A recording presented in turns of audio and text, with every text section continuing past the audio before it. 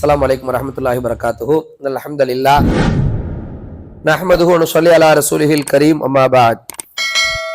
கண்ணியத்திற்குரிய எல்லாம் வல்ல அல்லாஹ்வின் நல்லடியார்களே, அல்லாஹ்வுடைய மகத்தான பேரருளால் புனிதமிக்க இந்த இரவுகளிலே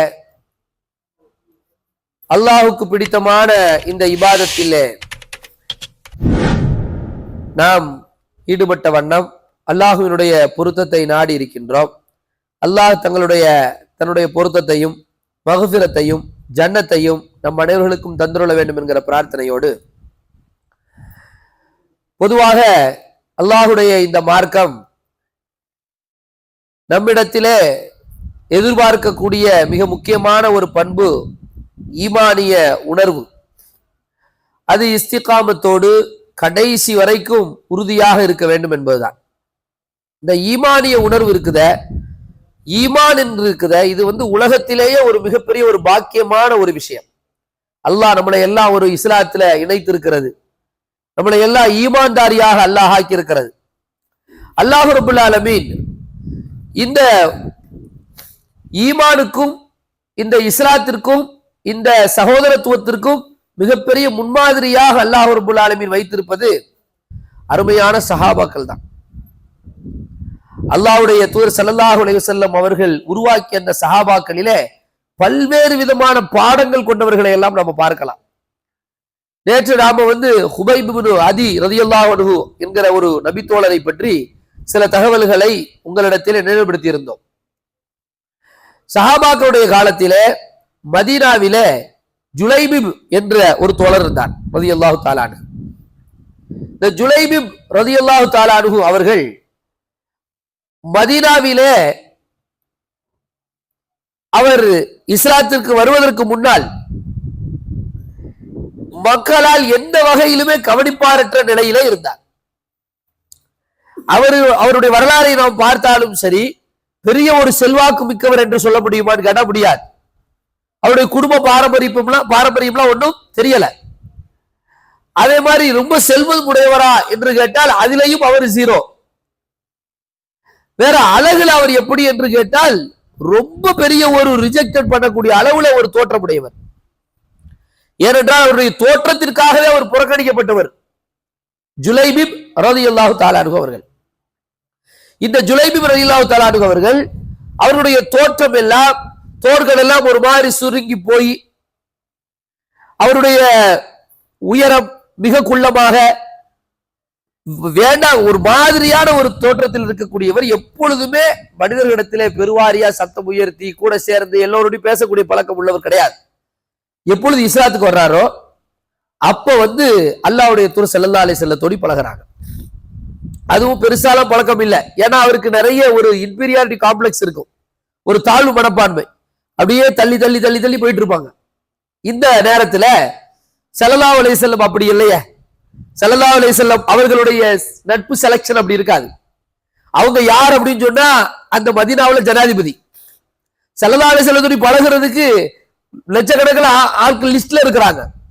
அதுவும் நிக்கிற எல்லாம் பெரிய பெரிய ஆட்களாக இருப்பாங்க. அவங்க நினைச்சிருந்தா ரோம் பேரரசோடி பழகி இருக்கலாம், ரோம் மன்னரோடி பழகி இருக்கலாம், யமன் தேசத்தின் மன்னரோடி பழகி இருக்கலாம், பாரசீகத்தின் மன்னரோடி பழகி இருக்கலாம்.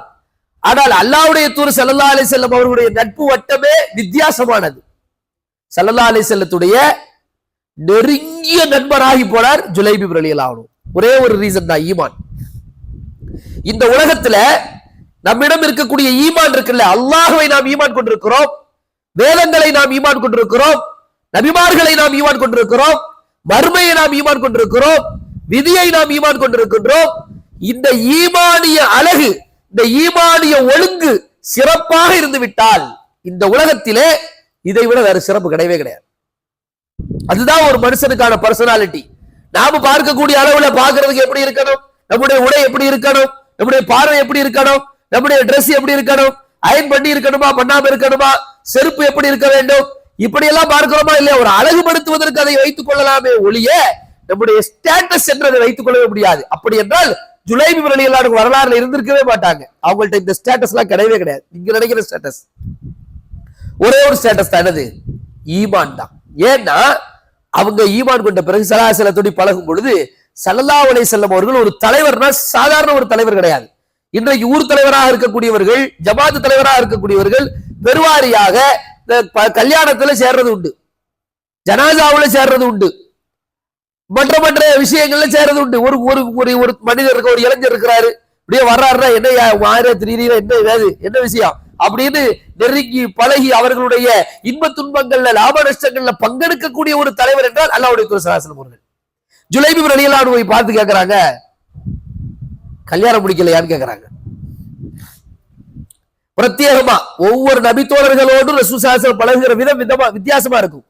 ஜுலைபிப் ரலியல்லாஹு அன்ஹு பற்றி பர்டிகுலராக குறிப்பாக ஸல்லல்லாஹு அலைஹி வஸல்லம் அப்படி கேட்டதற்கு காரணமும் இருக்கு. ஏன்னா ஜுலைபிப் ரலியல்லாஹு அன்ஹுக்கு யாருமே பொண்ணு தர தயாரா கிடையாது. என் பொண்ணு நீ கட்டிக்கோ ஜுலைபிப் என்று சொல்வதற்கு அந்த ஆள் இல்லை. ஏனென்றால் ஜுலைபிப் ரலியல்லாஹு அன்ஹுடைய தோற்றம் அப்படி. எந்த ஒரு தாயும் தந்தையும் என்ன நினைப்பாங்க, பிள்ளைக்கு வந்து நல்ல பிள்ளையா ஒரு நல்ல ஜோடியா போகும்போது நல்ல சந்தோஷமா அவங்களுக்குள்ள ஒரு அந்நியோடியம் இருக்கணும் அப்படிதான் நினைப்பாங்க. அதை நம்ம தப்புன்னு சொல்ல முடியுமா? தப்புன்னு சொல்ல முடியாது. ஆனால் ஜுலைபிப் ரலியல்லாஹு அன்ஹுக்கு அல்லாஹ் கொடுத்த சோதனை அவர்களுடைய தோற்றம் பார்ப்பதற்கு வீக்.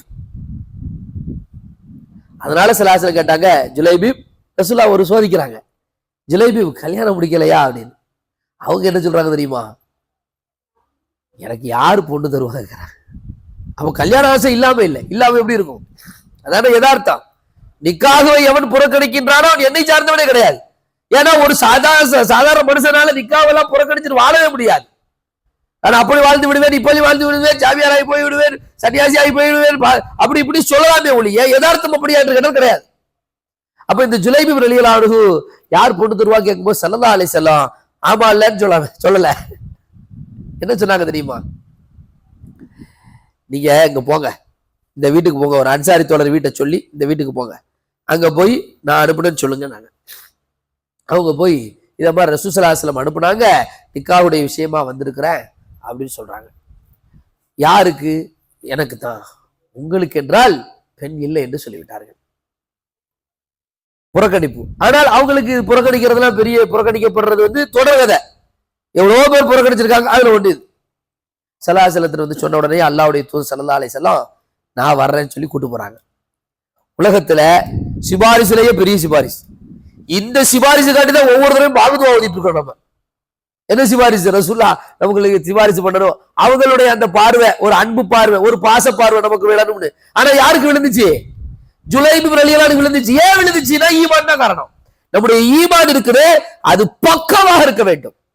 ரமலானிலே அது ஒரு உழுக்கப்படுகின்றது, தொழுகையிலே ஒரு ஆசை வருகிறது, தஹஜ்ஜுதிலே கூட்டமாக போய் நிற்க வேண்டும் என்கிற ஒரு வேட்கை, ஒரு ஆசை, ஒரு ஆர்வம் இருக்கின்றது, குர்ஆன் வசனங்களை நிறைய கேட்க வேண்டும் என்கிற ஆர்வம் இருக்கிறது.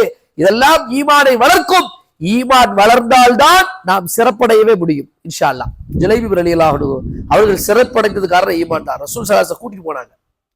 கூட்டிட்டு போய் பெண்ணு கேட்டு வந்திருக்கிறான்னு அவங்க என்ன நினைச்சுக்கிட்டாங்க, ரசூலுல்லாஹி ஸல்லல்லாஹு அலைஹி வஸல்லத்துக்கு தான் போல தெரியுதுன்னு ரொம்ப சந்தோஷத்தோடு ஆரவாரத்தோடு இதை விட எங்களுக்கு வேற என்ன சிறப்பு இருக்க போகுது அப்படின்னு அவங்க வந்து சந்தோஷப்பட்டு கொண்டிருக்கக்கூடிய நேரத்துல ஸல்லல்லாஹு அலைஹி வஸல்லம் சொன்னாங்க, எனக்காண்டி கிடையாது, ஜுலைபிப் காண்டி கேட்டு வந்திருக்காங்க. அப்போ அந்த மக்கள் அவங்களுக்கு அவர் என்ன பண்ணிட்டார், அப்படியா அப்படா நான் வீட்டுல போய் டிஸ்கஷன் பண்ணிட்டு வரேன்னு உள்ள போயிட்டாப்ல. உள்ள போனா பேசிக்கிறாங்க. என்ன பேசிக்கிறாங்க? ஆஹா என்ன செய்யறது, ஜுலைபிப் எவ்வளவு பேர் நம்ம வீட்டுக்கு மாப்பிள்ளை கேட்டு வந்துருக்கு, பொண்ணு கேட்டு வந்திருக்குது, அவ்வளவு பெரிய விஷயமா இருக்குது, நம்ம பிள்ளையும் லட்சணமான பிள்ளையாம், அந்த மதீனாவுல ஒரு அழகான ஒரு பெண், அந்த பெண். அப்ப இதெல்லாம் அவங்க பேசிக்கிட்டு என்ன முடிவு எடுக்கிறாங்க, அப்ப என்ன செய்ய சரிப்பட்டு வராது அப்படின்னு முடிவெட்டு இருக்கக்கூடிய நேரத்துல அந்த பெண் தலையிடுறாங்களாம். எந்த பெண்ணு? அந்த வீட்டு பெண். சொல்றாங்க, என்னமாயமா என்ன பேசுறியோ, என்ன பேசிக்கிட்டு இருக்கிறியா, யார் கூட்டு வந்திருக்கிறா? அல்லாஹ்வுடைய தூதர் ஸல்லல்லாஹு அலைஹி வஸல்லம் அவர்கள் எனக்கு ஒரு தப்பான மாப்பிள்ளையை சூஸ் பண்ணிடுவாங்களா? அந்த பெண்ணுக்கு ஈமான் பாருங்க. ஒரு தப்பான பெண்கள் என்றால் இப்படித்தான் இருக்க வேண்டும், இளைஞர்கள் என்றால் இப்படித்தான் இருக்க வேண்டும், அல்லாஹ்வுக்காக நேசிக்க வேண்டும், அல்லாஹ்வுடைய தூதரையும் நேசிக்க வேண்டும். அப்படிப்பட்ட நேசம் நம்மிடத்தில் இருக்கிறதா என்று சோதித்து பார்க்க வேண்டும். அந்த பெண்ணு சொல்றாங்க, அல்லாஹ்வுடைய தூதர் ஸல்லல்லாஹு அலைஹி வஸல்லம் எனக்கு தப்பான ஒரு வரனை கொண்டு வந்துருவாங்களா? கொண்டு வந்தது யாரு? அல்லாஹ்வுடைய தூதர் ஒரு விஷயத்துல முடிவெடுத்த பிறகு அதிலே சுய விருப்பு கொள்றதுக்கு எந்த முக்மீனான ஆணுக்கும் பெண்ணுக்கும் ரைட்ஸ் இருக்கா? நீங்க என்ன பேசுறீங்க? இந்த மாதிரி ஒரு சிறப்பான மாப்பிள்ளை உலகத்துல யாராலும் எனக்கு கொண்டு வந்துடவே முடியாது. கல்யாணத்துக்கு ரெடி பண்ணுங்கன்னு சொல்லிட்டாங்க. அந்த எவ்வளவு பெரிய ஒரு சிறப்பான பண்பு பாருங்க. கல்யாணம் முடியுது, அல்லாஹ்வுடைய கிருபையால சிறப்பா வாழ்க்கை போய் கொண்டிருக்கிறது. ஒரு செல்வமே இல்லாத ஒரு மனிதர் செல்வந்தராக மாறுகிறார். எந்த ஒரு பெண்ணுமே திருமணம் முடிக்காத பெண்ணே கிடைக்கலங்கிற ஒரு நிலையில உள்ள ஒரு மனிதருக்கு அழகான ஒரு பெண்ணு அல்லாஹ்வுடைய தூதர் ஸல்லல்லாஹு அலைஹி வஸல்லம் திருமணம் செய்து வைக்கிறார்கள். வாழ்க்கை சிறப்பாக போய் கொண்டிருக்குது. அவரு ஏற்கனவே ஏஜ்டு, வயசான நிலையில தான் கல்யாணமே நடக்கு. இந்த நேரத்துல யுத்தத்திற்கான அறிவிப்பு வருகிறது. ஒரு மனுஷனுக்கு எப்படிலாம் சோதனை வருது பாருங்க. இப்பதான் வாழ்க்கை கை கூடி சிறப்பா போயிட்டு இருக்கு. இப்போ உடனே என்ன செய்யுது? யுத்தத்துக்கு போறதுல என்னது சாதாரணமான விஷயமா கிடையாது. அல்லது இங்க தூரத்துல இருந்துகிட்டு குண்டு போடுற விஷயமா கிடையாது. நேர்ல போய் களத்துல போய் நிக்கணும். போயிட்டாங்க ஜுலைபி ரலியல்லாஹு யுத்தத்துக்கு போயிட்டாங்க. அங்க போனா பயங்கரமான யுத்தம் நடந்து முடிஞ்சு முஸ்லிம்களுக்கு மிகப்பெரிய வெற்றி கிடைக்குது. மிகப்பெரிய வெற்றி கிடைச்சிச்சு. இப்போ வெற்றி நடந்து முடிஞ்ச உடனே என்ன நடக்குவாங்க? யாரெல்லாம் இருக்காங்க, இல்ல வந்திருக்காங்க, யார் கை கால் வெட்டப்பட்டிருக்கு, யாருக்கும் காது வெட்டப்பட்டிருக்கா, கண்கள் குத்தப்பட்டிருக்கிறதா, மூக்கு அறுபட்டு இருக்கிறதா, கை கால்கள் இதெல்லாம் பார்ப்பாங்க. அப்படி பார்த்துட்டே இருக்கும்போது யாரெல்லாம் இல்லைன்னு தேட வேண்டியது இருக்கும். அப்படி இல்லைன்னா என்ன அர்த்தம்? அவங்க போயிட்டாங்கன்னு அர்த்தம். சொர்க்கத்துக்குள்ள போயாச்சின்னு தேடிக்கிட்டு இருக்கக்கூடிய அந்த நேரத்துல ஸல்லல்லாஹு அலைஹி வஸல்லம் ஒவ்வொரு சஹாபியா கேக்குறாங்க, நீங்க யாரை தேடிட்டு இருக்கீங்க? நீங்க யாரை தேடிட்டு இருக்கீங்க? நீங்க யாரை தேடிட்டு இருக்கீங்க? நான் ஜுலைபிபை தேடிக்கிட்டு இருக்கேங்கிறாங்க. ஒரு பிரத்யேகமான ஒரு இடத்தை அல்லாஹ்வுடைய தூதருடைய நேசங்க. நாம் எல்லோரும் அல்லாஹ்வை நேசிக்கிறோம், அல்லாஹ்வுடைய தூதரை நேசிக்கிறோம். அல்லாஹ்வுடைய தூதர் ஒருத்தர் நேசிக்கிறாருன்னா அவருடைய எவ்வளவு ஸ்பெஷல் பாருங்க. அல்லாஹ் தஆலா உலகத்துல அவருக்கு ஒரு சோதனையை வச்சிருந்தாலும் அவ்வளவு பெரிய ஒரு ஸ்பெஷலான மனிதராக, ஒரு சிறந்த மனிதராக ஜுலைபி ரலியல்லாஹு அன்ஹு இருக்கிறாங்க. கடைசியில ஸல்லல்லாஹு அலைஹி வஸல்லம் சஹாபாக்கெல்லாம் தேடி கண்டுபிடிச்சிட்டாங்க. ஜுலைபி ரலியல்லாஹு அன்ஹு ஒரு இடத்திலே ஷஹீதாகி இருக்கிறார். அவருடைய பிரேதம் கணக்கு, உடம்பு கணக்கு. அவரை சுற்றி 7 பேர் கொல்லப்பட்டிருக்கிறாங்க, குஃபார்கள். அல்லாஹ்வுடைய தூதர் ஸல்லல்லாஹு அலைஹி வஸல்லம் சொல்றாங்க,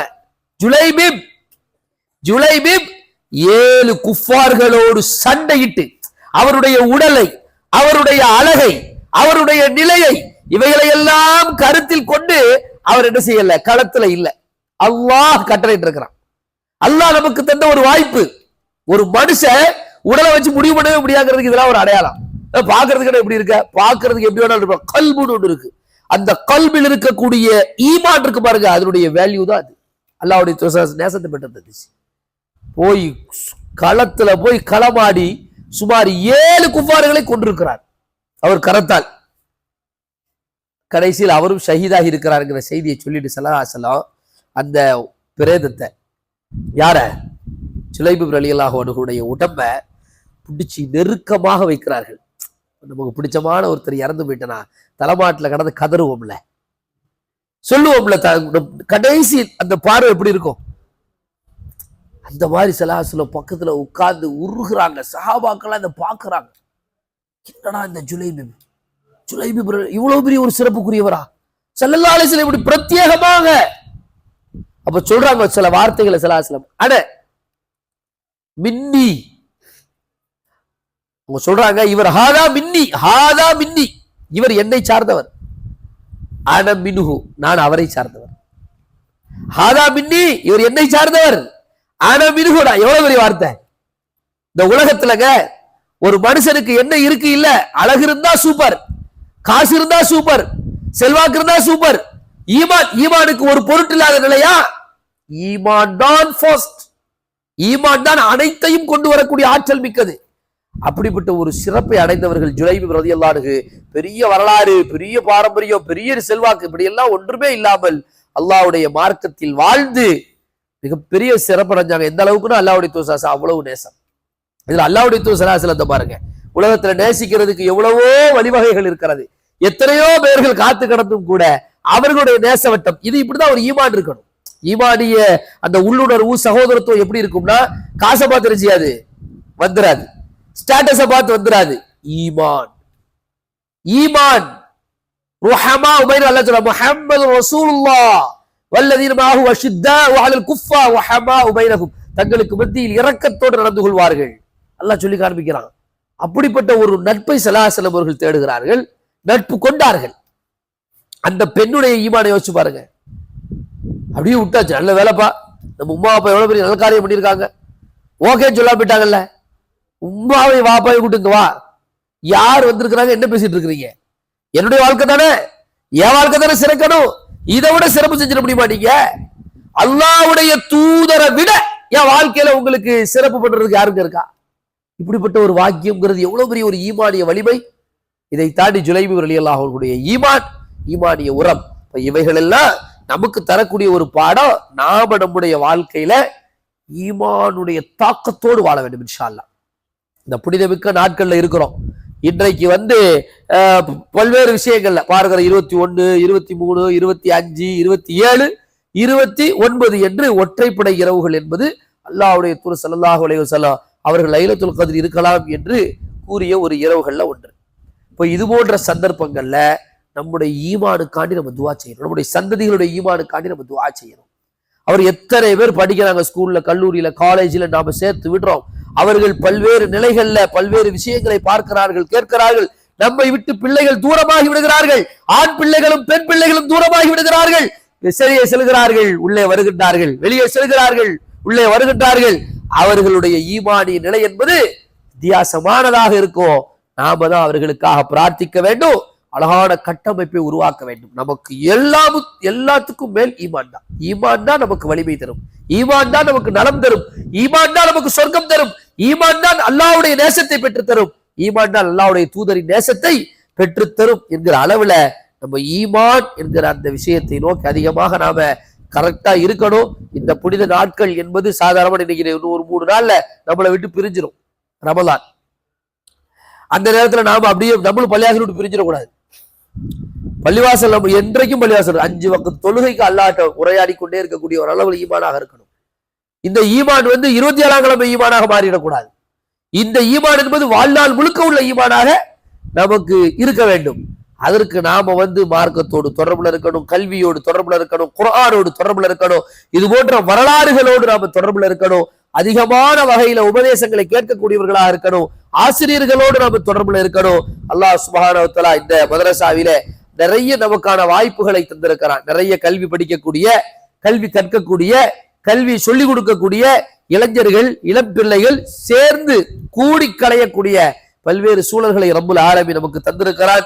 அல்லாஹ் சுப்ஹானஹு வ தஆலா இந்த புனிதமிக்க நன்னாளிலே அந்த புனிதமான மக்கள் இருக்கிறார்களே, அவர்களுக்கு வழங்கிய அந்த ஈமானை போன்று நமக்கும் ஈமானிய உரத்தையும் ஈமானிய உறுதியையும் அல்லாஹ் வழங்குவானாக. அந்த ஈமானை பெற்று நாளை மறுமை நாளிலே ஜன்னத்துல் ஃபிர்தௌஸில் ஆலா என்கிற சொர்க்கத்திலே நபிமார்களோடு, சித்திகீன்களோடு, சுஹதாக்களோடு, சாலிஹீன்களோடு இருக்கக்கூடிய பாக்கியத்தை நம் அனைவர்களுக்கும் ரொம்ப தருவானாக. வாஹிர் தாவானா அல்ஹம்துலில்லாஹி ரப்பில் ஆலமீன். அஸ்ஸலாமு அலைக்கும் வரஹ்மத்துல்லாஹி வபரகாத்துஹு.